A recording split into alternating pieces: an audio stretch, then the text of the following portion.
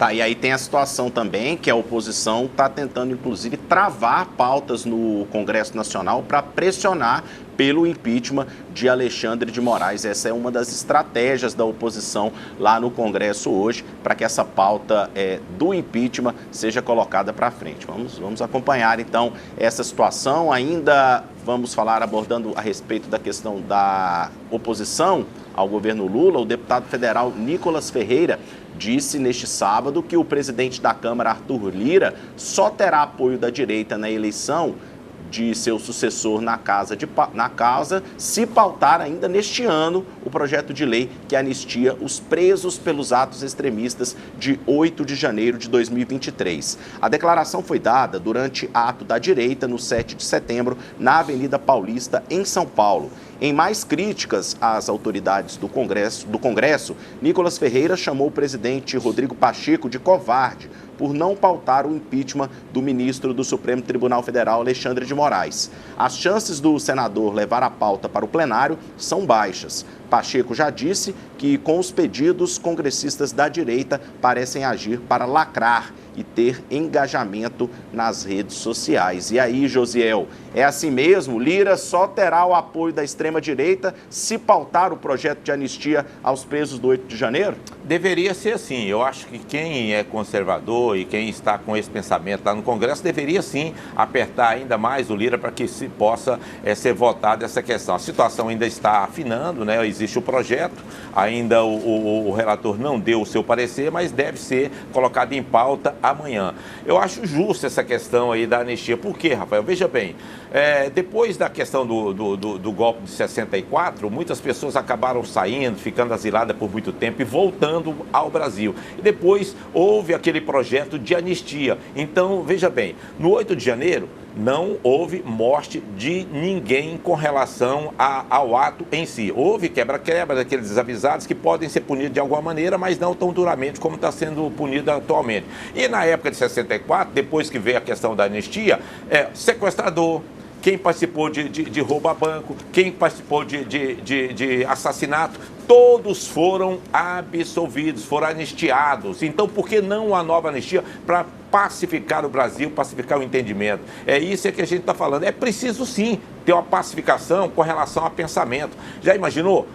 Passar esse projeto de anistia e essas pessoas vão estar aliviadas com relação a muitas coisas que estão acontecendo no Brasil. Então, eu acho que perseguição por causa de política não deve acontecer. Eu achei muito bom a anistia daquelas pessoas que estavam sendo perseguidas por causa de 64. E acharia muito bom também que a anistia acontecesse hoje também. É impeachment de Alexandre de Moraes, é pedido de anistia para os golpistas que invadiram a sede dos três poderes em 8 de janeiro.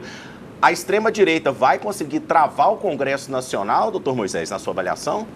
Então, o grupo da direita ele tem um pouco menos, ele não tem maioria nem no Congresso nem na Câmara, nem no Senado, nem na Câmara dos Deputados. Como consequência disso, é muito complicado eles conseguirem, por exemplo, uma aprovação, eventualmente, se for para plenário, só se houver uma influência muito grande da esquerda apoiando as pautas do impeachment, por exemplo, do Alexandre de Moraes. É muito difícil, nesse momento dos acontecimentos, conseguirem isso. Até porque, até no desfile lá do 7 de setembro, já tem um indicativo de que o governo Lula está muito junto, do lado do Alexandre de Moraes, literalmente.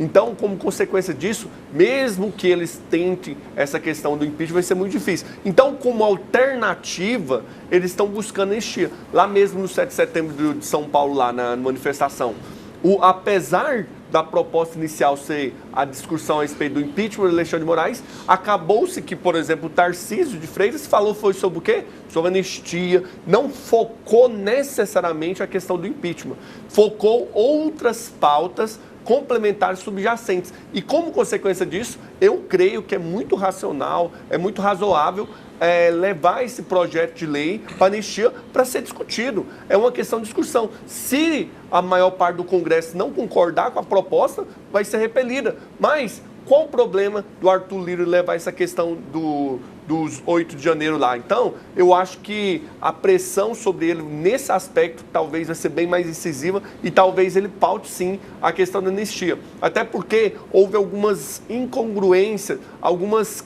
coisas questionáveis do julgamento. Por exemplo, 17 anos para alguém que não houve a individualização da pena, não tratou cada pessoa em cima do que foi feito propriamente dito, não se analisou o que quebrou, como quebrou, por que quebrou, em qual contexto, em que hora. Ficou muito em bloco aquele julgamento. Como consequência disso, houve muitos questionamentos e por isso se busca o anistimento. Até tem aquele estigma daquela senhorinha com a Bíblia na mão lá. O que ela fez? Como que ela... O que ela quebrou? Como ela quebrou? Uma senhorinha lá de mais de 70 anos. Então, essa situação toda faz com que se questione essa situação específica do 8 de janeiro e coloque em discussão se, de fato, vale a pena ou não anistiar. Eu creio que vai ser levado ao Congresso e lá vai ser discutido e provavelmente eu creio que vai ser anistiado sim. Mas cada caso é um caso, né, doutor Sim. Moisés? Você fala um caso, o senhor falou aí do caso específico da senhorinha, mas tem gente lá que chegou, quebrou, inclusive, patrimônio público, tentou entrar lá no Congresso, Sim. defecou lá dentro da sede dos três poderes. Então, essas são situações diferentes. Sim, a questão é o seguinte, que não houve individualização. Praticamente todos estão recebendo a pena no mesmo padrão de 17 anos, sem delimitar o que cada um fez. No direito a gente tem isso, a individualização da pena, ou seja, tem que se analisar o que foi feito, como foi feito, por que foi feito, em que hora foi feito, quais provas tem. Então, acabou que se julgou de forma em bloco aquela situação. Esse é o maior questionamento do 8 de janeiro. Em cima desse ponto é que se busca essa anistia por parte do pessoal. Mas, lógico, questionável, totalmente errado o que aconteceu de quebrar as coisas, estragar as coisas lá do Congresso, do Senado, bem como do Supremo. Totalmente errôneo o que foi feito naquele contexto lá. Nós temos que questionar mesmo que foi errado, é fato, não tem como falar coisa diferente disso. Entretanto, a penalização pelo dano, que em regra normalmente é 6 meses, uma suspensão, acabou tomando uma dimensão tão grande que agora é 17 anos de pena por ter quebrado, por ter feito algo, por ter atentado contra o Estado Democrático de Direito. Quando na realidade, como que se daria depois? Eu sempre questiono isso. Teve a questão do 8 de janeiro e depois conseguiu o intento. Quem que seria o presidente? Como que seria essa ruptura? Como se tiraria o Lula de lá? Então, falar que houve a quebra do Estado Democrático de Direito, que com certeza foi como se quem era o presidente era o Lula, como que a Força Armada ia lá e tomar o poder, era simplesmente, não tinha como, aquele contexto, eles conseguiram o intento de derrubar o Lula.